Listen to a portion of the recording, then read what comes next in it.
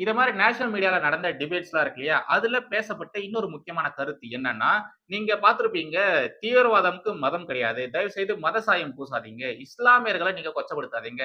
தீவிரவாதத்திற்கு இஸ்லாமிய மத சாயம் பூசாதீங்க அப்படின்ற மாரிலாம் சொல்றத நீங்க பார்த்திருப்பீங்க. அந்த விஷயத்த எடுத்து இங்க டிபேட் பண்ணியிருக்காங்க. அந்த டிபேட்ல பேசினவங்க என்ன சொல்றாங்கன்னா, தீவிரவாதத்திற்கு மதம் இருக்கு. தயவு செய்து இந்த ஒரு உண்மைய ஒத்துக்கோங்க. நடந்த இந்த தீவிரவாத தாக்குதல்கள், இது எல்லாமே மத ரீதியில தான் நடந்திருக்கு.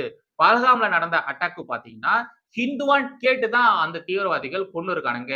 இது எல்லாமே இந்த தீவிரவாத சம்பவங்கள் எல்லாமே மத ரீதியில தான் நடந்திருக்கு. அப்படி இருக்கும் பொழுது, தீவிரவாதத்திற்கு மதம் இல்லைன்னு உங்களால எப்படி சொல்ல முடியும்? அப்படின்ற ஒரு கேள்வியும் கேட்டிருக்காங்க. கூடவே இப்போ ரீசென்ட்டா கைது செய்யப்பட்ட இஸ்லாமிய தீவிரவாதிகள்லாம் மென்ஷன் பண்ணி, இவனுங்கலாம் யாரு? இவங்களுடைய நோக்கம் என்ன? ஏன் இவனுங்க தீவிரவாத தாக்குதல் நடத்துனானுங்க? இதெல்லாம் வச்சு பாருங்க. உங்களுக்கே புரியும். தீவிரவாதத்திற்கு மதம் இருக்கா? இல்லையா? அப்படிங்கிறத இவங்க எல்லாருமே அழுத்தம் திருத்தமா சொல்லியிருக்காங்க.